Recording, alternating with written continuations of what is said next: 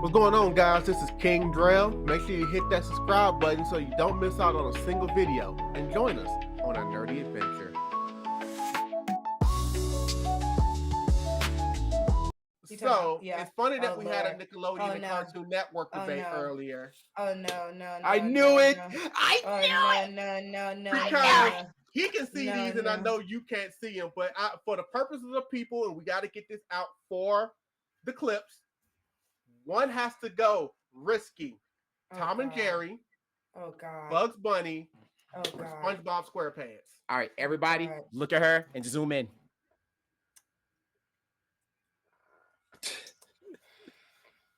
Go ahead, take your time. I'm just gonna keep talking so there won't be dead space. I ain't gonna lie, SpongeBob gotta go. SpongeBob gotta go. Oh, that's a good one. Ooh, that's a good one. That's a good one. Yeah, SpongeBob gotta go. Cause like, explain why. What? They walked, so SpongeBob could run. I don't care. Like, I don't care. I don't even have to explain too much. Like, so SpongeBob is cool and all. Like the 2000s, 1999, whatever. Like they for the younger generations that was being bored, but nah, like the longevity of Tom and Jerry and Bugs Bunny is forever timeless. I don't care how racist Bugs Bunny was back in the day and Looney Tunes was back in the day. When they revamped, and yeah, exactly. When they on me. Tom and Jerry on me, cause that black woman with the big ass. Oh yeah. Go ahead though. Yeah. Like for real. Like yeah. SpongeBob. You gotta push the button. You gotta push the button. SpongeBob gotta go. SpongeBob has got to go. Good. You know what? Not only did she say SpongeBob has to go, she came up with that pretty quickly. Yeah. I know there's somebody that we're friends with that's gonna have a huge issue with that. Good. Because they said they picked Nickelodeon for SpongeBob alone. Ew. Look ill. And I know exactly who you're talking about. And I had a SpongeBob club growing up. So like I'm very much a SpongeBob fan. Been that way for a long time. But when it comes to you putting up against a hard hitter, no. Jasirii, what do you say? Repeat it one more time. One has to go. Tom and Jerry, Bugs Bunny, or SpongeBob SquarePants. Tom and Jerry will never go away. Never. Ever. That's right. Ever. And Bugs Bunny had Jordan. No. Oh yeah. Yeah, it's just straight up undeniably SpongeBob that's gotta go. Exactly. 2 for 2. I'm sorry. Super Bowl, whatever. Split my pants, whatever. Doodle Bob. Sweet victory. That's what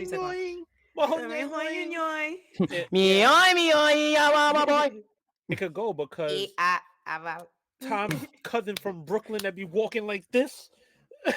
Come on, Ayo, come on. Come on, talk. That he thought that alley cats. He thought open that door. He thought that he had one. He was like, "Oh, we got one." Clock. Are you dumb? He looked with the "Are you dumb?" As soon as he said that, I immediately think about Tom in that suit, pimping, and he had the pimping him. He had the kiss all I the love way you. around. Come on. You set my soul on fire. It is not just a little spark. It is a flame. A big roaring flame. The pimping. That's pimping. It's undeniable. Okay. Sir, sounds like you're up. Hey, you already know my answer. I answered this question before. SpongeBob can go respectfully because why season 1? I said this multiple times. 1 through 3 is very iconic. Everything's about it. It's really good. But it came with a classic, just like what they said before. SpongeBob has to go because everything on season 1, 2, 3 is something that everybody else can remember more than any other enactment of the entire show. Every time I walk to somebody, I literally say this. I said, give me an episode that you like by SpongeBob that is not season 1, 2, 3, and I will wait. That's a couple. Right, yeah. But how much can you go? Exactly. Maybe 2. Exactly. So it's like only a couple of stuff like that. Yeah, don't get me wrong. They got a couple up there. You got the "Hey, my name is normal," or you got the "My leg with the plankton in the court." You got a couple. Where's Tiki Land? You know what I'm saying? You got Johnny Depp coming in, walking in on the show, trying to be a special guard. You feel me? Y'all had a nice little couple there, SpongeBob, Truth or Dare and stuff, but y'all kind of toned down the adult jokes a lot, which I understood, but the writers left. But when the writers left and it done let it go, he just made it a little bit too childish and too cartoon, like when I say too childish, I mean the animation wasn't even the same. Like like you can legit see the animation, which everything will be updated because time will continue and technology will be better. But there's a difference in when you let it go and it becomes too cartoony. And when I mean too cartoony, it's like everything is so over exaggerated with SpongeBob. And I told you, I tried to watch Going On Down the Road, and it just was not going because it was just too much cartoony.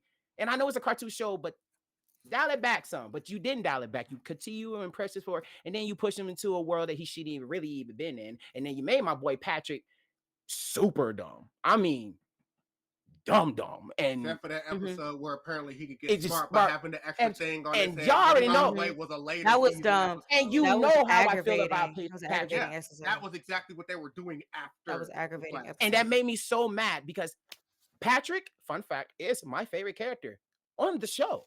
And Patrick is not dumb at all. He plays dumb just because I can name evidence from A through Z. But that would be all day. But I will name one though, a biggest quote. Lay it on me. But when Sandy walked up to him and said, "Patrick, don't you gotta be stupid somewhere else?" Not until 4. Wait a minute. You got a schedule, boss? Wait a minute, hold up. You got a schedule, boss? Or what about the time he had a box? And outsmarted SpongeBob about the secret. Even though SpongeBob knew the secret, but he still got SpongeBob thinking in his mind about what is in this box. And all he had to do was pull the string, but it wasn't just any string. You pull it and the picture out, and he has something hidden underneath it. And when SpongeBob looked at it, was like, "Oh, this is a string." That's what I'm saying. Patrick is so smart and intelligent.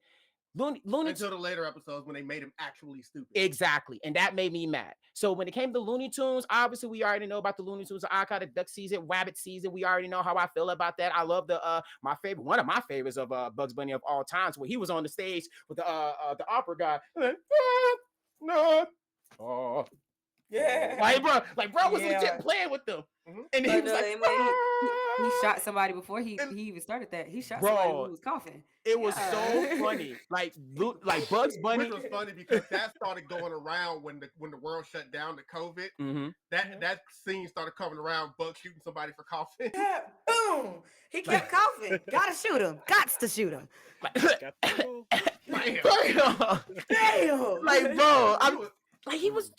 And Sylvester, Tweety Bird, and all of them. I gotta shout out to Tweety Bird because y'all know I love Tweety Bird. I love Tweety Bird. Right, we're leaving him out. But I looked at Bugs Bunny, but I kind of look at Looney Tunes as like the whole, because when you see Bugs Bunny, literally the whole thing is Looney Tunes. When you see Bugs, obviously we know Tom and Jerry, the smoothest cat in the entire industry. We're talking about the man walked up to the girl and said howdy, and made Jerry lick the tobacco, flipped it, shot it. Hit it in one puff, blow it up, said howdy. And we already know how I feel about Is You Ain't My Baby. Y'all already know. I love that. And then Jasirii already hit the needle on the crock when it came with the jersey, because it came right on over. And my favorite, and I know where he's gonna go with this, I'm gonna leave that alone. But one of my favorite people that definitely came out on the show is the little mouse who comes out and be like, "Touche!" That man right there. Yo, oh my gosh, I love him. I love him to death. Every time I see him, I have to say, "Say the line, say the line, say the line." Say the line. I loved him, especially when they first introduced him. He was just so casually just walking up to Tom's bowl and just drinks it, and Tom just woke up like, "What the hell is this?" And then Jerry snatched him. It just started running, bro. I love it. It's bonjour, Monsieur Pussycat. I'm telling you, touche, Pussycat.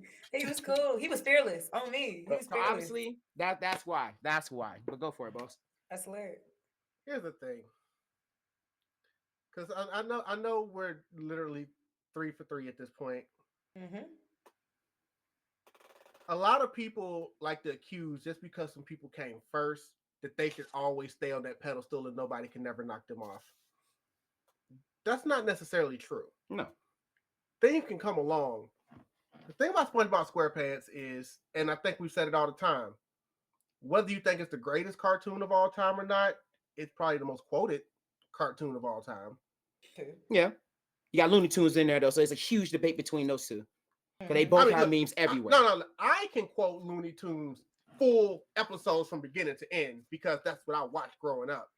But when we talk about today's generation, you just say SpongeBob, and they're gonna immediately shout out like 20 quotes. To be honest, and not even have to think about them. Not to think about it. So we know the test of time that SpongeBob does. Looney Tunes, like you said, it's Bugs Bunny, man, and you know them Bugs and Daffy cartoons, like the trilogy of the Bugs and Daffy cartoons alone. I will take over any of them because Rabbit season, Duck season. Would you like to shoot them now or wait till you get home? You know, like, and the one in the snow, like, just it was a trilogy, and I could take those over just about anything. And when it comes to Tom and Jerry, I know you kept naming all the extra people that have come through there. He talked about Jerry's cousin, and you talked about, you know, even Spike, who Tom used to like to just mess with all the time. Especially that episode where he with the leash law, and he was tied to the leash, and Tom walked out and drew that line and smacked him with that newspaper and just started messing with him. Exactly. Absolutely. But I left the guy for you on purpose because you love that guy. I know, you know, but. You already talked about the Howdy, which we talk about how smooth this the smoothest cat. The man made the outfit out of the hammock, even though he still had the clothes hanging in the back of it. So he can have the big shoulder pads. Come on. We talk about Iggy Wiz and Iggy Wait, my baby. This man is just pimping. And of course, something I know he already wants me to go. Go! He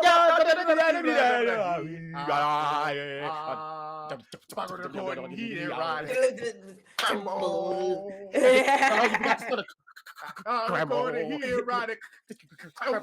Hey, he was a thug. Forget that. He was like, dang, I done broke another string. Let me go get it. Tom right this man by the ding. Yeah. That man, as soon as he break another string, Tom hauling ass. Bro, it got to the point for Tom, he had to break his own. He gave him. And look, it's facts. And they all had their dark times, you know, like, because, you know, as the 90s came along, Looney Tunes really started falling off, and it was just, I will probably crash out if I have to go deep into that freaking Tom and Jerry cartoon movie that came out in the 90s. When they actually let them start talking. Yeah, when they let them start talking. They literally did a song about friendship. Why is Tom and Jerry singing a song about, you know what? Literally. I remember watching that in my grandma's living room in Cleveland. I remember watching that. The only thing I like about that movie is just the one scene. I meme it all the time. And that's when the villains are talking about trying to get that inheritance. And that man looked into that camera and said, we got to have money. Okay. Yes! No, yes! And that's the only joy I get from that entire movie. Other than that, it is a stain on Tom and Jerry. Yes, oh my goodness. I know they came out with another Tom and Jerry movie a couple of years ago, a live action one. It was alright.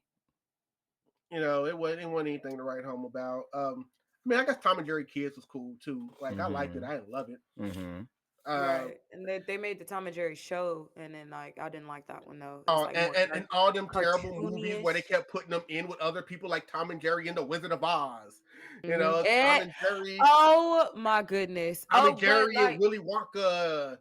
When they did like the one with like they were doing a race or something like that, yeah, I liked that one. That was like the one that I liked. Like that was just like one of the few that they had to race the entire world, right? Yeah, they had to race like a whole bunch of different types of characters, and I liked that one. That was really cool. And they wasn't on the same team, but yeah, like they was each racing each other, and like that joke was I liked that one. But like I said, I will put seasons 1 through 3 of SpongeBob up against just about any cartoon that exists. Yeah, those 3 seasons alone is just it's too good. Very iconic. Agreed. But it started in 1999. It is 2025 now, as of this recording, and it peaked at 2004. Agree. And I'm seeing previews for newer stuff, and I'm just not interested. It's nasty work. The fall off of SpongeBob is just too big. But you gotta think about it though. When you see them constantly play SpongeBob now, what episodes do you see more? They just keep going back. Nobody quotes anything outside of the first 3 seasons. Nobody. They barely played the new episode. I mean, they have new episodes, and of course they were airing because it's a new episode. No, but they were always forever staying in a 1 to 3. They would throw a couple of new episodes there, but they gonna forever go back to the 1 to 3. When it comes to quoting, it's either seasons 1 through 3 or normal. They will quote. And I love normal. I love normal. I just want to point that out there. From time to time, they might sing "Best Day Ever," like, but that's probably about it. Yeah, absolutely. That day was stressful. Or idiot boy. Idiot boy. Not that day was stressful. Oh my goodness. That day was stressful too. SpongeBob's got to go. It's a 4 for 4. No, absolutely. Absolutely. Like I was with you serious. For first of all, nothing touches Tom and Jerry. Like nothing. Emmy, grab it. Like back. Academy Awards. That Sponge ain't got none. Yeah, I've said that one time when we were it's like how many Emmys does he have? That Sponge ain't got nothing. Ain't got a damn thing. Not one trophy. He got a couple movies and a Christmas movie that's 3D. Let's not even 40. go to them. Let's not even go to No, the movies. we don't go. Don't even go to the don't even movies. acknowledge they exist. To be honest with you, I as a fan of cartoon, I still have to when SpongeBob drops a new movie, I still got to see it to see how they are with Sponge out of the water. With the movie they came with Sandy, they had her own show. Yeah. No, the one just happened. I had watched that. I'm talking about last year. Oh yeah. Yeah, but the one they recently just released is Plankton. Yeah. To be fair, Plankton wasn't that bad, but it still wasn't ha. But it's like my standard for Plankton is high because his introduction was one of my favorite all-time favorite SpongeBob. Go for it. You know that. Go for it. Pull it out. Pull the quote out. Do it now. Come on. Do it. Do the roar. Do the roar. Look at Jasirii. And today is my birthday. And you know what I would want more than anything on my birthday? A booster seat? Booster seat. Hot dog. Hot dog. No. I mean, hold on. Go to the part that you love to go after the. I forgot before you got to that. I got a surprise for you. Sparkle. My man made his own sound effects.